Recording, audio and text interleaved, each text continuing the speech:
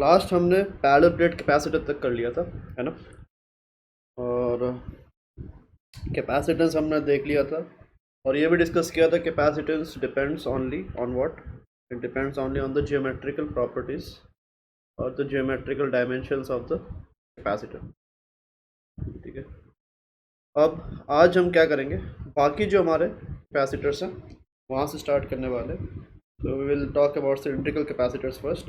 ठीक है, और यहाँ पे एक और खासियत जो हमने देखा था कि यहाँ पे इलेक्ट्रिक फील्ड बनता है। एक तो कैपेसिटर में इक्वल एंड अपोजिट चार्जेस जब हम देते हैं तो उससे क्या होता है कि आपका जो इलेक्ट्रिक फील्ड है वो बस पॉजिटिव और नेगेटिव प्लेट जो है उन्हीं के बीच में बनता है।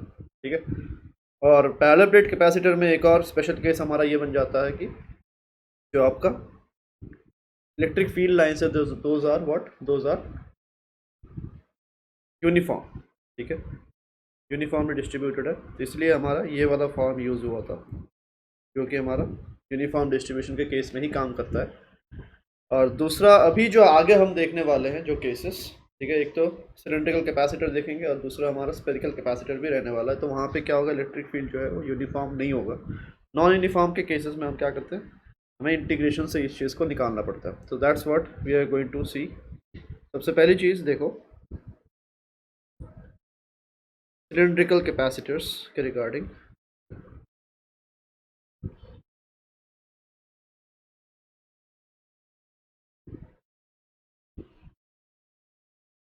तो सिलेंड्रिकल कैपेसिटर्स अगर आपके पास है, एक तो वो कंसेंट्रिक सिलेंडर्स के शेप में रहेंगे।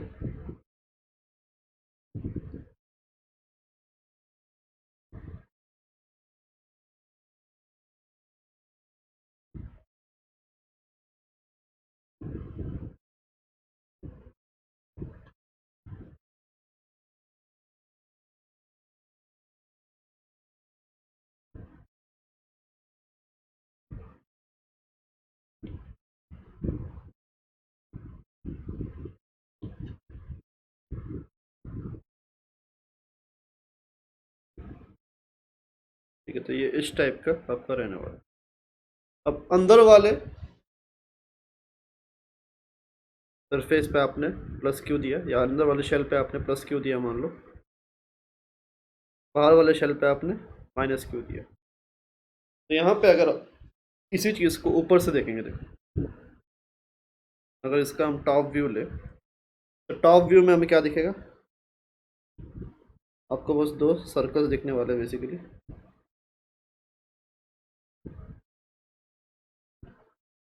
तो अगर आप टॉप व्यू लोगे,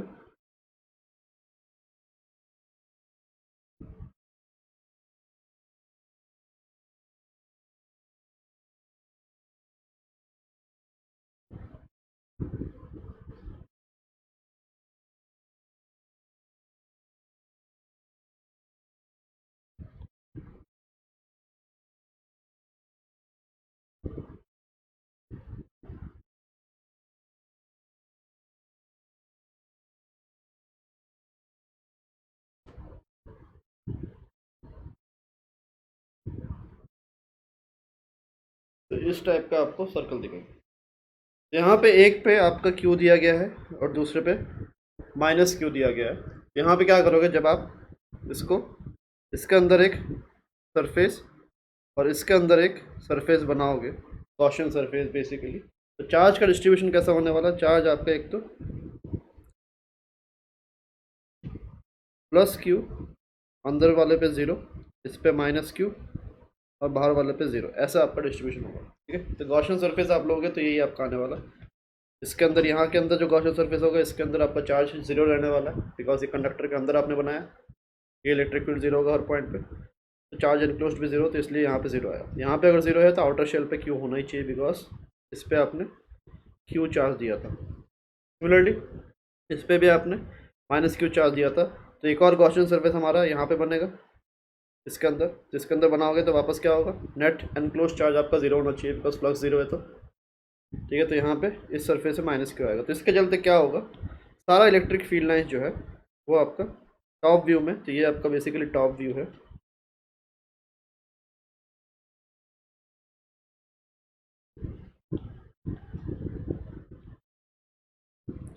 टॉप व्यू में आपको इलेक्ट्रिक फील्ड लाइन जो है यहाँ पे ऐसा दिखेगी,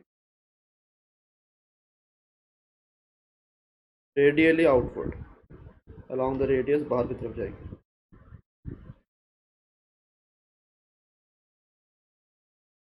ठीक है, और इतने से ही रीजन में वो लिमिटेड रहेगा, और मतलब जो भी इलेक्ट्रोस्टैटिक पोटेंशियल एनर्जी है वो भी इसी के अंदर स्टोर्ड रहने वाला।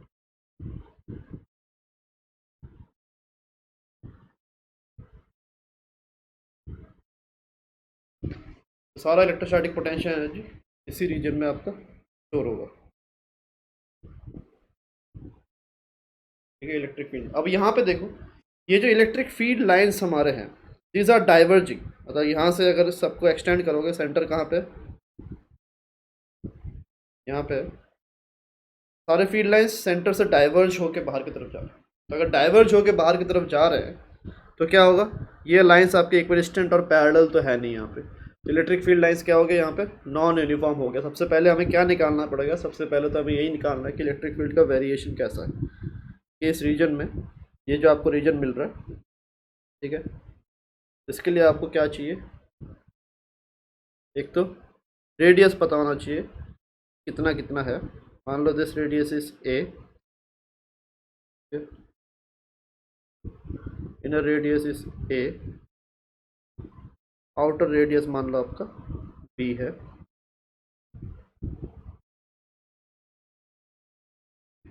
तो आपको यहाँ पे बी, ए से लेके बी तक इस रीजन में रेडियस के इलेक्ट्रिक फील्ड कितना है वो आपको निकालना पड़ेगा।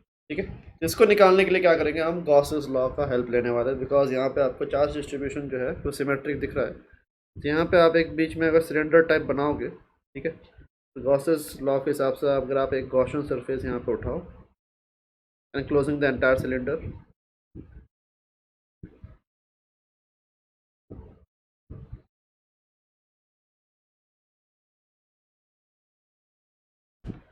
ये हमारा गॉसियन सरफेस है। ठीक है, और इसके हेल्प से हम इलेक्ट्रिक फील्ड निकालेंगे। ठीक है, सिमेट्रिक चार्ज डिस्ट्रीब्यूशन है इसके अबाउट, इसलिए यहाँ पे ये जो गॉसियन सरफेस हमने लिया, इस गॉसियन सरफेस का अगर हम टॉप व्यू में देखेंगे तो हमें कैसा दिखेगा, कुछ इस शेप का वो दिखने वाला। ठीक है, तो गॉसियन सरफेस का जो रेडियस है उसको आप ले लो, radius of the Gaussian surface is R. ठीक है, तो ये हमारा गॉसियन सरफेस हो गया, और इसका जो लेंथ है सिलेंडर का, सिलेंडर कैपेसिटर का, ये मान लो आपका एल है। तो गॉसियन सरफेस भी उतना ही लेंथ का हमारे पास प्रेजेंट है।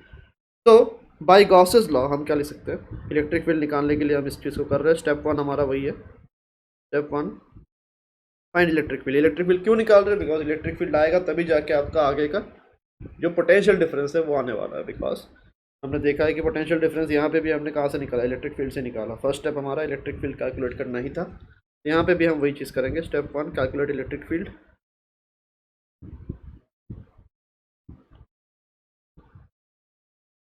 और इसको कैसे करेंगे, बाय यूजिंग गॉसेस लॉ। तो देखो बाय गॉसेस लॉ जो हमने गॉसियन सरफेस लिया है, ठीक है, तो उस पर अगर गॉसेस लॉ हम लगाएंगे तो क्या मिलेगा हमें, E dot d A would be equals to Q enclosed upon epsilon naught. ठीक है, एक तो ये फॉर्म है हमारा।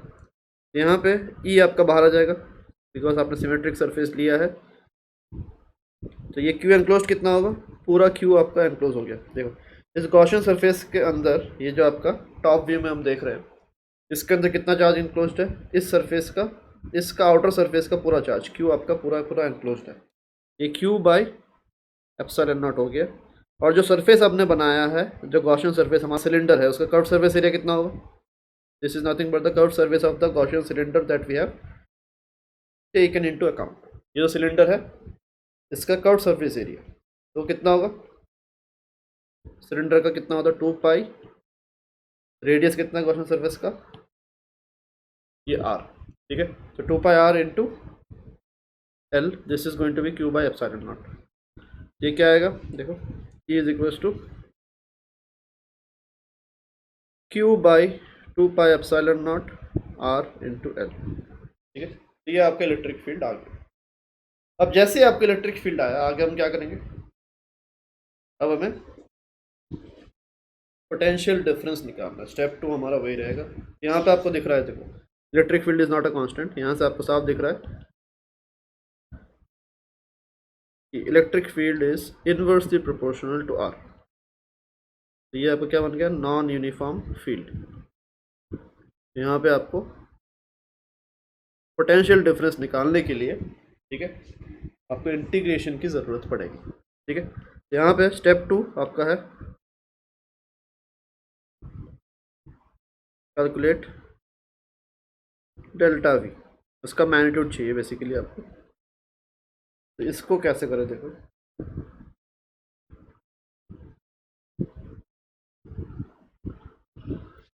अच्छा, आप लोग रिकॉर्डेड लेक्चर्स चाहिए क्या, जो हम करेंगे ये?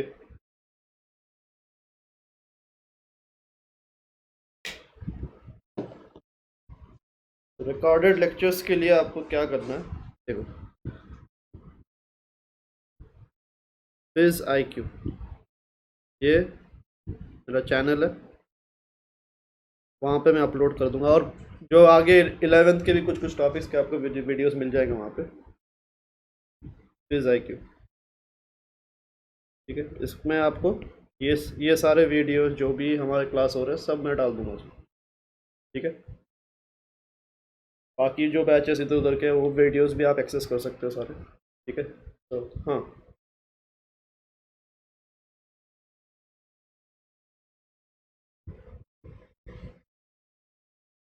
ठीक है, मैं नोट्स भी उसमें डाल दूँगा। ठीक है, डिस्क्रिप्शन बॉक्स में नोट्स भी साथ में रह जाएंगे। ठीक है,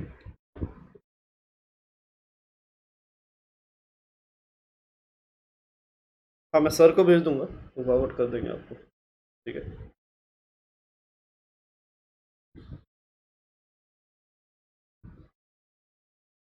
तो यहाँ पे देखो डेल्टा वी निकालने के लिए क्या करेंगे, delta V would be equals to minus E dot d r. और यहाँ पे हम क्या करेंगे, तो सीधा ई की वैल्यू पुट कर देंगे। ई हमने ऑलरेडी निकाला, ऊपर देखो, ठीक है, ई हमने ऑलरेडी निकाला हुआ है। और हम कैसे मूव कर रहे हैं, देखो वी आर मूविंग फ्रॉम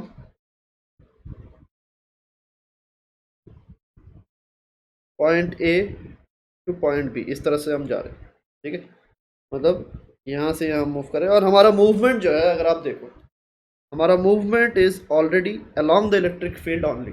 हम इलेक्ट्रिक फील्ड के अलोंग ही मूव कर रहे हैं, ए से लेके बी तक। ठीक है, तो अभी देखो यहाँ पे, तो ये आपका इंटीग्रेशन ई की वैल्यू सीधा डाल देंगे यहाँ पे। तो यहाँ पे देखो डॉट प्रोडक्ट चल रहा है, E vector dot d are vector, इसका डॉट प्रोडक्ट चल रहा है। तो डॉट प्रोडक्ट में सिंस हम इलेक्ट्रिक फील्ड के अलोंग ही मूव कर रहे हैं, हमारा थीटा क्या हो गया, थीटा इज 0 डिग्री। तो कॉस 0 आएगा यहाँ पे, जब पुट करोगे E into D are into cos 0। Cos 0 already 1 ही होता है, तो इसको हम लिखेंगे नहीं अभी। ठीक है, स्ट्रेट अवे हम इसको ई इंटू डी आर इस हिसाब से लिख देते हैं। ये आपका माइनस इंटीग्रेशन ई का value Q by 2 pi epsilon naught R L into D are, ऐसा होगा। अब ये इंटीग्रेशन हमें कहाँ से कहाँ परफॉर्म करना है, इंटीग्रेशन कहाँ से कहाँ, लिमिट्स किस हिसाब से डिसाइड होंगे। आर के जो लिमिट्स है वो ए से लेके बी, मतलब ए पे आर क्या है, basically r is our radius, तो उसके लिमिट्स हम डाल रहे हैं। जब हम पॉइंट ए पे हैं, हमारा रेडियस कितना है, ए के बराबर। जब हम पॉइंट बी पे पहुंचेंगे, रेडियस हमारा कितना होगा, बी के बराबर। हमारे लिमिट्स क्या होंगे, वही ए से लेके बी तक। ठीक है, ऐसा। अब इसको हम कैलकुलेट करके रिजल्ट निकालने वाले, देखो इतना लिख लो पहले। अभी देखो यहाँ पे डेल्टा वी कैसे निकालें, delta V is equal to minus, यहाँ पे एक कांस्टेंट जितने भी है सारे बाहर आप ले जाओ, तो Q by 2 pi epsilon not into L, ये आपका बाहर आ जाएगा। और अंदर आपका इंटीग्रेशन किसका रहेगा, d r upon r, A to B. ठीक है। अब इसका इंटीग्रेशन कितना होगा, डी आर अपॉन आर का।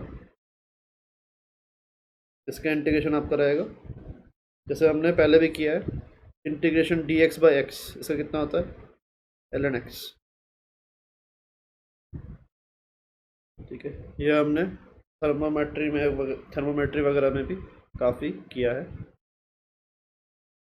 तो इसके हिसाब से क्या आएगा देखो, इसके हिसाब से आपका आएगा delta V is equal to, magnitude में अगर हम निकालेंगे माइनस आपका हट जाएगा, Q by 2 pi epsilon naught L, इधर आपका एल एन आर आएगा और लिमिट्स आपको पुट करने हैं ए से बी। डेल्टा वी का मैग्नीट्यूड आपका आएगा Q by 2 pi epsilon naught L, L N B minus L N A. ये डेल्टा वी आपका आएगा Q by 2 pi epsilon naught L, L N B by ए।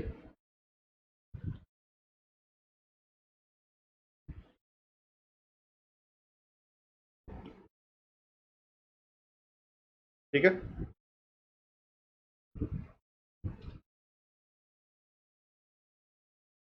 तो अभी कैपेसिटेंस हमें निकालना था, मेन मोटिव तो हमारा वही था कि कैपेसिटेंस निकालो इस कैपेसिटर का। कैपेसिटेंस कितना होगा बताओ, फॉर्मूला क्या था कैपेसिटेंस का, capacitance was defined as charge Q by delta V, charge per unit potential difference. Q divided by delta V अगर आप करोगे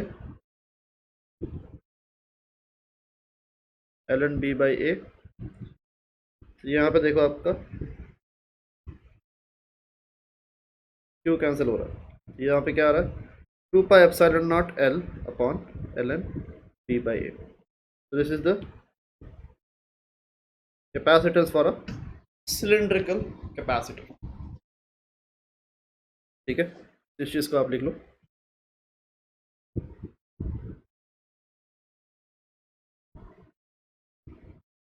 अगला हम सिमिलरली सेम तरीके से कभी देखने वाले स्फेरिकल कैपेसिटर्स का। So now we will talk about spherical capacitors।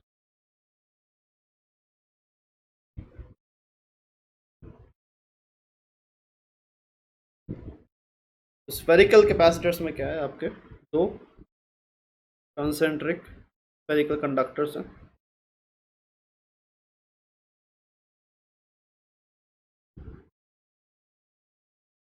एक का मान लो आप रेडियस ए है और दूसरे का बी। ठीक है, यहाँ पे भी आप क्या करोगे, वही एक को पॉजिटिव चार्ज दूसरे को नेगेटिव चार्ज, इस पे मान लो आपने क्यू चार्ज दिया और इस पे माइनस क्यू चार्ज दिया, तो क्या होगा चार्ज डिस्ट्रीब्यूशन आपका, इधर ज़ीरो इधर क्यू, इधर माइनस क्यू और इधर ज़ीरो। तो यहाँ पे भी क्या होगा, इस चार्ज डिस्ट्रीब्यूशन की वजह से बाहर कोई इलेक्ट्रिक फील्ड आपका रहेगा नहीं, सारा इलेक्ट्रिक फील्ड कहाँ पे रहेगा, अंदर की तरफ ही रहने वाला।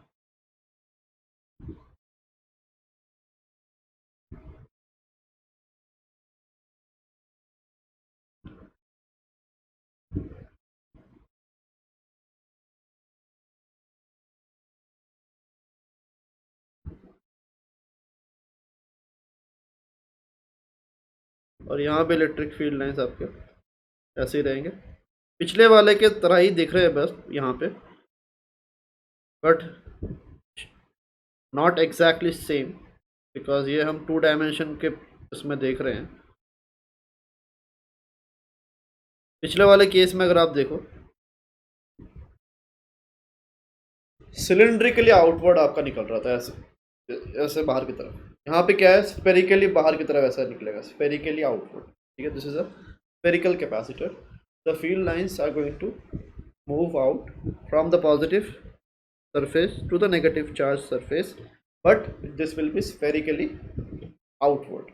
ठीक है, तो यहाँ पे देखो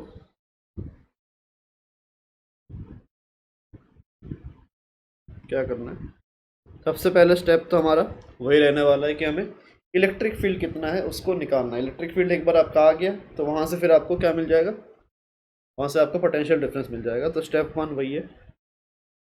और इलेक्ट्रिक फील्ड कैसे निकालेंगे, वही गॉसियन सरफेस हमें कंसीडर करना है और उसी से आपका निकल के आएगा। कैलकुलेट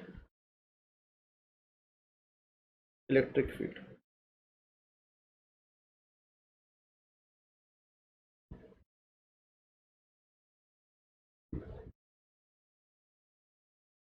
इलेक्ट्रिक फील्ड के लिए क्या करना है, वही आपको गॉसियन सरफेस एक लेना है।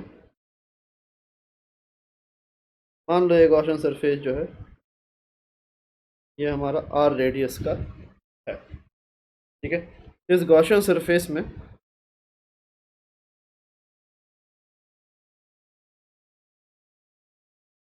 बाय गॉसेस लॉ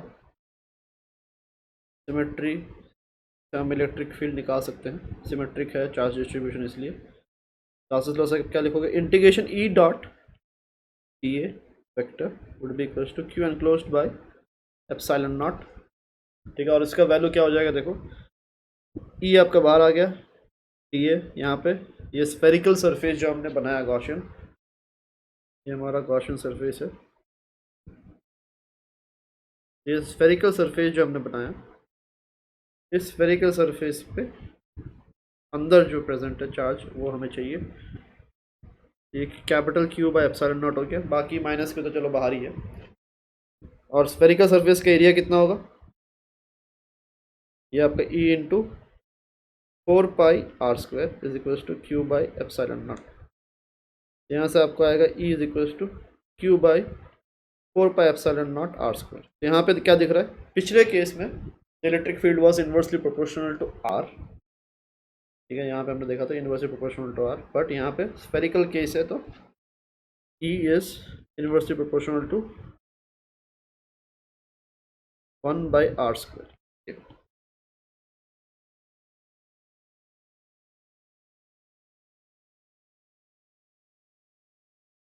ठीक है, तो अभी आपका फर्स्ट स्टेप कंप्लीट हो गया, that is calculation of electric field. अगला आपका क्या रहेगा,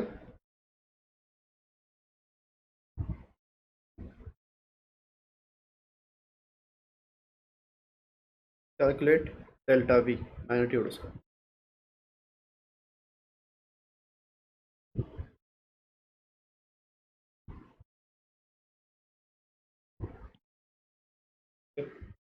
इसके लिए क्या करेंगे, देखो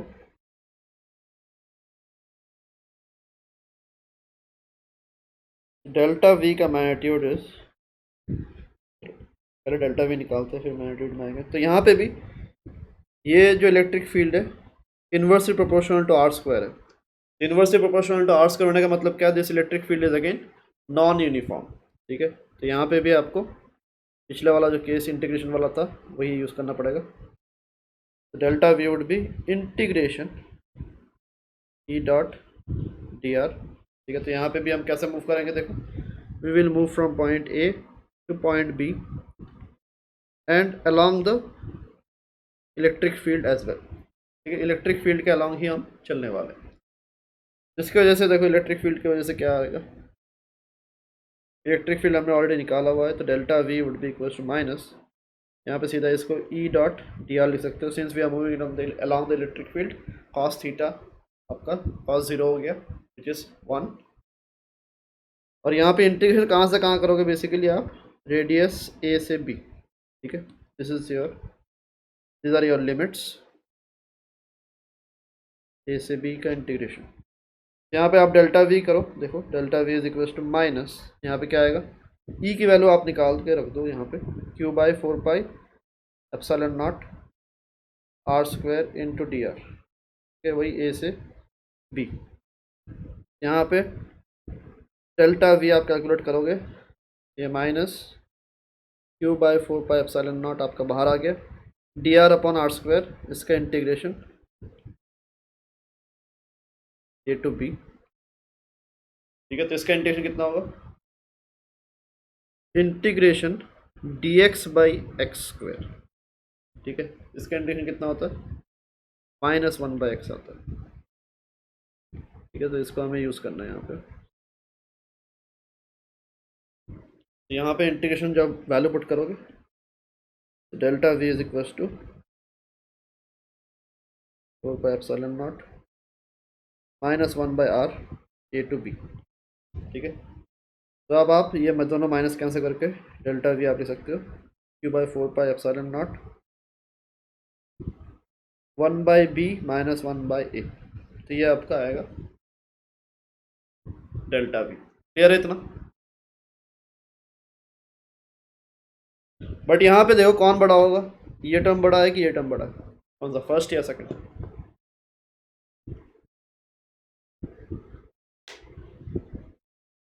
फर्स्ट बड़ा नहीं, सेकंड बड़ा होगा, बिकॉज ए जो है, A is smaller, B is greater than A. ठीक है, तो ये 1/b जो है ये स्मॉलर होगा, तो ओवरऑल रिजल्ट क्या आएगा, ये रिजल्ट जब आप निकालोगे नेगेटिव आने वाला, तो मॉड v आप लगाओगे तो क्या होगा, ये q/4πε0 1/a माइनस 1/b हो जाएगा।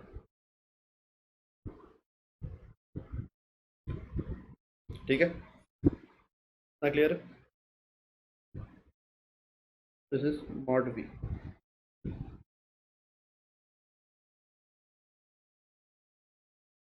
ठीक है, ठीक है,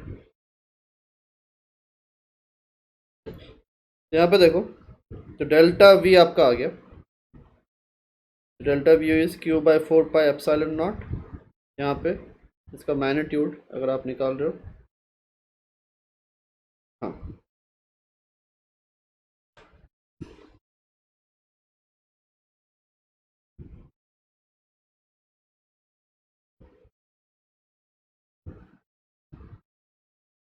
ये आपका ab/b माइनस a, ये आएगा मॉड डेल्टा v। यहाँ पे क्या करना है देखो,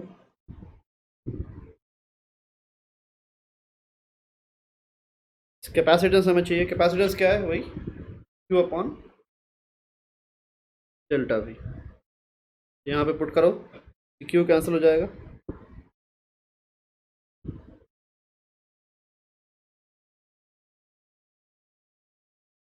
q कैंसिल, यहाँ पे 4πε0 ab/b माइनस a, ये आपका आ रहा है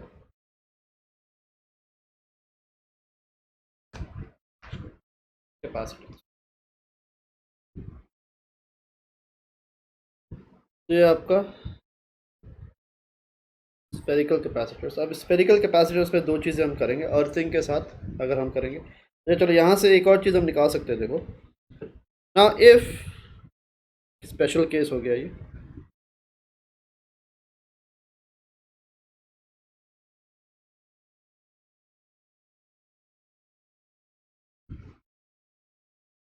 if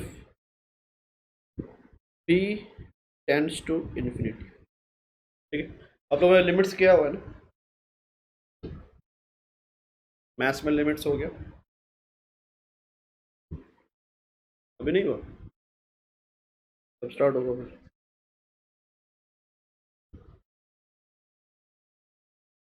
if b tends to infinity, तो c को क्या होने वाला, that is what we need to find. तो c आपका वही, अगर आप देखो 4πε0, इसको आप बेटर है कि इस फॉर्म में कन्वर्ट, b को b से डिवाइड कर दो पूरा, और इसको आप बेटर ऐसे लिख लो 1/a माइनस 1/b ऐसे। ठीक है, जो पुराना फॉर्म था उसका, उसी फॉर्म में हम इसको कन्वर्ट करके, अब देखो यहाँ पे अगर b को आप इन्फिनिटी पुट करोगे तो c कितना हो जाएगा, देखो इफ b टेंड्स टू, इसको हम क्या बोल रहे हैं, this is called b tends to infinity, मतलब b अगर इन्फिनिटी होता है तो c कितना होगा, therefore c becomes equal to 4πε0 1/a minus 1/infinity, यही होगा।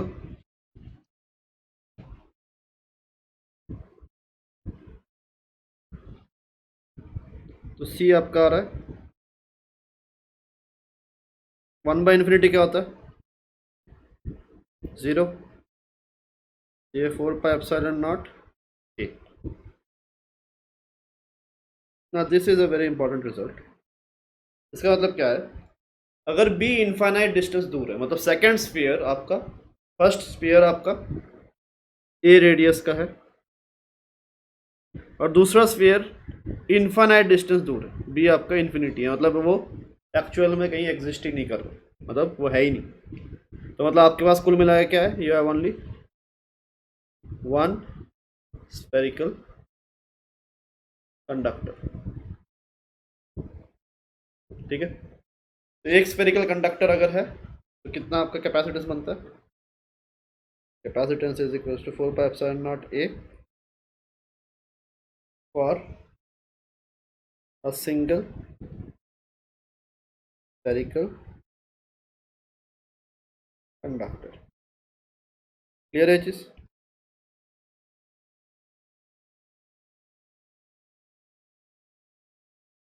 यहाँ पे आप ये भी लिख सकते हो कि if v is equals to infinity we have only one sphere, one conducting sphere with us।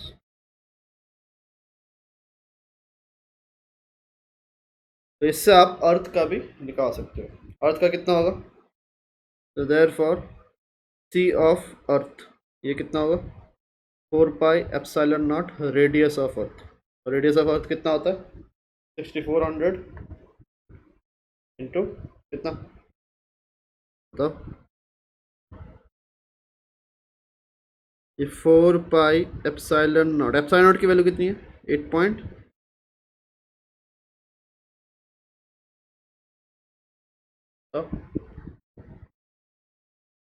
Power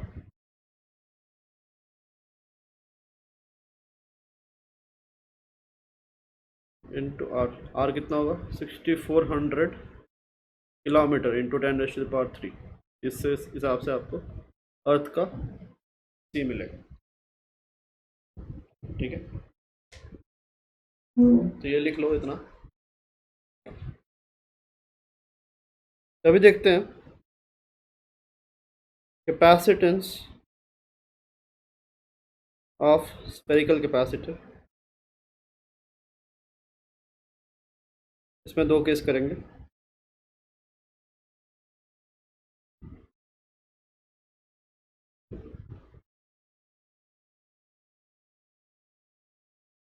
if inner sphere is earth,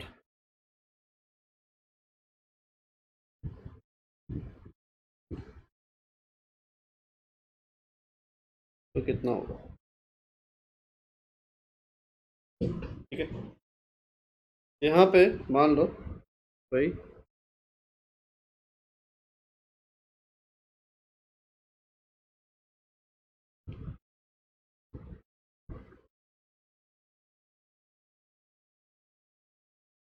inner radius ए है, आउटर रेडियस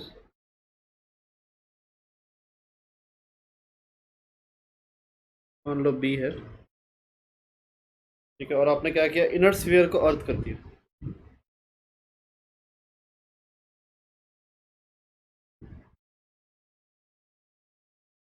यहाँ पे हम वही चीज़ करने वाले कि इस पे क्यू और इस पे माइनस क्यू। चार्ज आपने जो प्रोवाइड किया that is Q, but charge जो टिकेगा वो कितना होगा? ये ज़ीरो, ये एक्स है मान लो, ये माइनस एक्स और ये माइनस क्यू माइनस एक्स,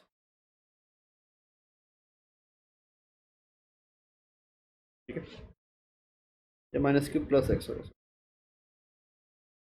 तो this is the charge that is going to present. अब एक्स कैसे निकालेंगे? एक्स हमें ऐसा निकालना पड़ेगा कि x should be such that क्या होगा?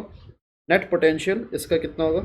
V1 आपका ज़ीरो होना चाहिए, अंदर वाले का पोटेंशियल नेट ज़ीरो होगा। अब इनर स्फीयर का हमने निकाला था, ठीक है। पिछले चैप्टर में हमने देख लिया था कि इनर स्फीयर का कितना हो जाता है? V inner according to formula is how much? K summation QI by RI, ये होता है। ये हमने लास्ट दो तीन क्लास पहले ही देखा था हमने, याद है ये चीज़? तो V इनर आपका हो गया K इनर पे कितना चार्ज है net? Q by A plus बाहर वाले पे माइनस Q नेट चार्ज है डिवाइड बाई B। ये also V inner should be zero,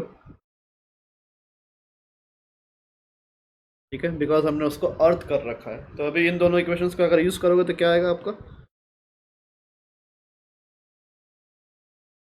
तो यहाँ से आपको आने वाला है k into Q by A minus Q by B is equals to 0।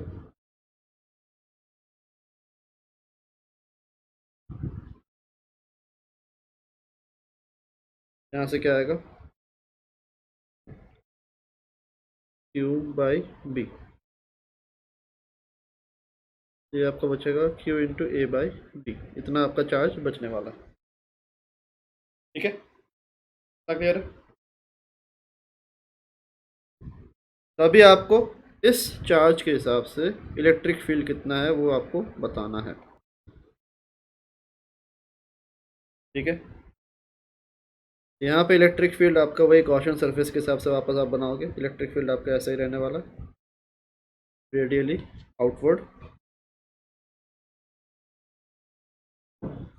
यहाँ पे देखो सब चीज़ पहले जैसा ही है, सेम, बट चार्ज जो है, चार्ज प्लस क्यू की जगह ये बन गया। इलेक्ट्रिक फील्ड हमने पहले बाहर ही पिछले केस में हमने निकाला हुआ था। इलेक्ट्रिक फील्ड कितना होता है स्पेरिकल इसमें डिस्ट्रीब्यूशन में, तो स्पेरिकल कैपेसिटर में electric field in between the space कितना बनता है, क्यू बाई 4πε0 आर स्क्वायर, ये आपका बनता है। अगर आपका चार्ज क्यू है, इस पर अगर चार्ज क्यू प्रेजेंट है तो ये होता है। अभी कितना चार्ज प्रेजेंट है, ये, इसकी जगह बस ये पुट कर देना आपको। समझ में आ रहा है, क्लियर है चीज़। ये Q A by 4πε0 R square, तो ये ऊपर आप ए बाई बी ऊपर ही लिख लो, क्यू ए बाई बी, ये आपका हर जगह आगे चलेगा। तो सिमिलरली डेल्टा वी मॉड्यूलस हमारा क्या आया था, ये भी हमारा आया था B minus A upon 4πε0 A B into Q, यही आया था। हाँ, ऊपर क्यू था। ठीक है, तो ऊपर क्यू की जगह क्या पुट करेंगे अभी, ऊपर क्यू की जगह जैसे यहाँ पे ऊपर क्यू है, ये डेल्टा वी में जो क्यू है इसकी जगह क्या पुट करेंगे, सीधा Q A by B put करने वाले। क्लियर है, यहाँ पे Q into A by B ये पुट कर दो। यहाँ पे देखो क्या होता है फिर, तो अभी जब सी निकालोगे तो सी कितना होगा, सी तो आपका वही जो आपने चार्ज पॉजिटिव प्लेट पे दिया, कितना दिया, क्या आपने ये दिया, ये आपने नहीं दिया था, आपने कितना दिया था, क्यू दिया था। ठीक है, तो कैपेसिटेंस वाले कैपेसिटेंस निकालने के टाइम जो आप क्यू यूज़ करोगे वो ये, the charge which was given to the positive plate. ठीक है, कितना रिटेन हुआ एंड में that is not the concern, कितना आपने दिया। तो हर बार जब आप प्रोवाइड करोगे तो आप जो भी प्रोवाइड करोगे, अगर क्यू प्रोवाइड किया तो इतना बचेगा। ठीक है, तो हमें चाहिए क्या, कैपेसिटेंस निकालने के टाइम जो चार्ज आपने प्रोवाइड किया था, not the charge which is finally present या रिटेन्ड।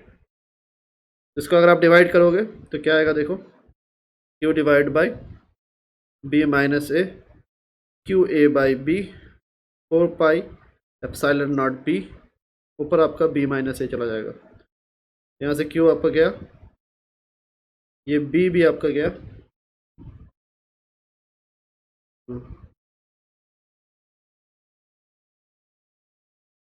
क्या चल रहा है, से निकालते टाइम ये आपका बनेगा Q divided by B minus A Q A by B, और ऊपर चला जाएगा 4πε0 ए बी। ठीक है, क्लियर है इतना। तो यहाँ से आपका ए कैंसिल, देखो क्यू कैंसिल, तो सी कितना आ रहा है, therefore C is 4πε0 B square हो जाएगा, ये बी भी ऊपर चला जाएगा न्यूमरेटर में, डिवाइडेड बाई बी माइनस ए।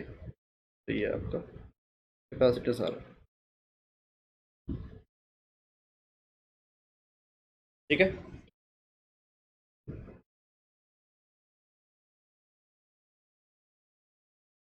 तो ये टॉपिक जो है अभी जो हम कर रहे हैं स्पेरिकल कैपेसिटर तक तो चलो ठीक था। अभी जो हम कर रहे हैं ये अर्थिंग वाला केस, ठीक है, वो मेडिकल पॉइंट ऑफ व्यू से इम्पॉर्टेंट नहीं है इतना। ठीक है, इतना टफ आपको पूछेंगे भी नहीं। ठीक है, जेई मेंस या एडवांस के लिए दिस इज आइडियल।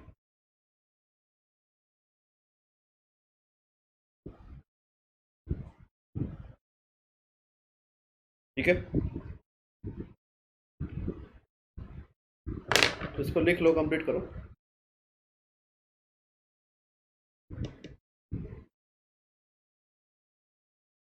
तो दिस इज द रिजल्ट। तो यहाँ पे ए बी था पहले, ए बी की जगह बी स्क्वायर बन गया। अब देखते हैं अगर आपका आउटर शेल को आप अर्थ करते हो तो क्या होगा। ठीक है, आउटर शेल को अर्थ करने से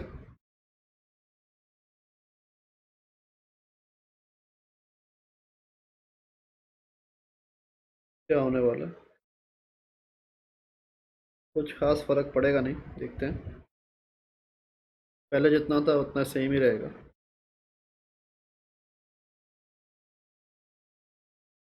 if outer shell is earth,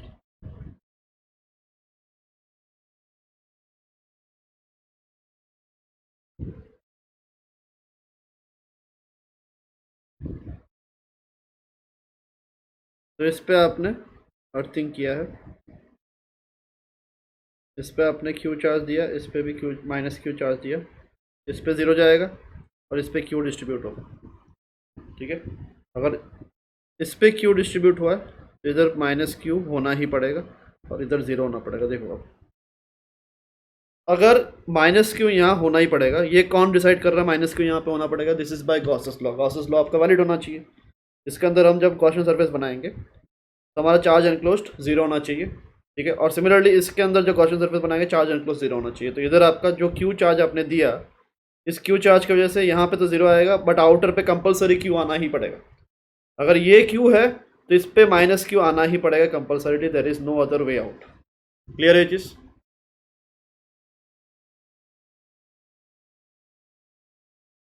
तो अगर इस पे माइनस क्यू है, ठीक है, तो बाहर वाले पे जीरो रहेगा ही, तो अर्थिंग का कोई फायदा नहीं हुआ यहाँ। मतलब अर्थिंग करने से भी चार्ज डिस्ट्रीब्यूशन में कोई फर्क आएगा नहीं। क्यों नहीं आएगा, बिकॉज अगर आप पोटेंशियल निकालोगे आउटर स्फीयर का, इस चार्ज डिस्ट्रीब्यूशन नॉर्मल केस में भी जब आपने अर्थिंग नहीं किया था तब भी पोटेंशियल इसका जीरो ही होता है। अगर आप करके देखो, वी आउटर कितना होता है, के समेशन क्यू बाई बी होता है। तो K by B into summation Q करो, plus Q minus Q, zero हो गया। ठीक है, तो ये हमारा जो फॉर्म था, this form was for potential दो स्फीयर्स का। अगर आपने चार्ज डिस्ट्रीब्यूट किया है तो आउटर स्फीयर का पोटेंशियल कितना होता है, ये हमने ये निकाला था। ठीक है, उसी टाइम निकाला था, आप नोट्स भी चेक कर सकते हो। तो यहाँ पे ऑलरेडी पोटेंशियल इसका जीरो ही है, तो अर्थिंग करने से कोई फायदा नहीं होगा। तो इसका मतलब क्या है, चार्ज डिस्ट्रीब्यूशन में अगर कोई फर्क आया नहीं है, चार्ज डिस्ट्रीब्यूशन में फर्क अगर नहीं है, तो कैपेसिटेंस कितना रहेगा आपका जो पहले था, four pi epsilon naught A B upon B minus A, यही रहेगा। तो यहाँ पे आप ये चीज़ रख सकते हो, the potential without earthing, the potential on the outer sphere is already zero without even earthing.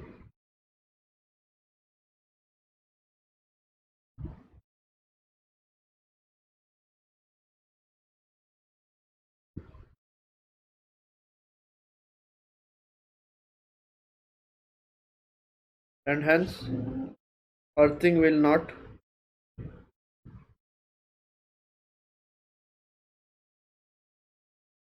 cause any change in charge distribution.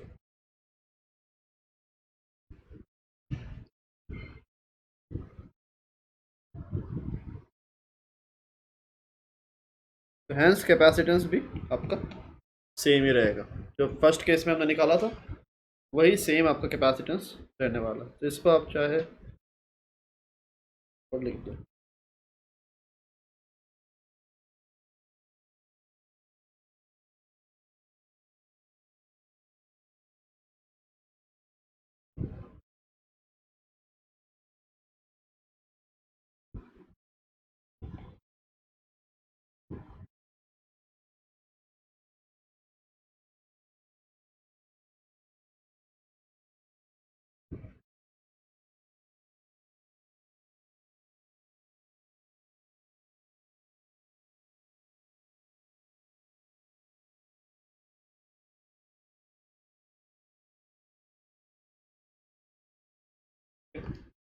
तो बाहर अर्थ करने से कोई फ़र्क नहीं पड़ता, अंदर अर्थ करने से हाँ कैपेसिटेंस आपका नॉर्मल केसेस में जो रहता है उससे फ़र्क पड़ जाता है।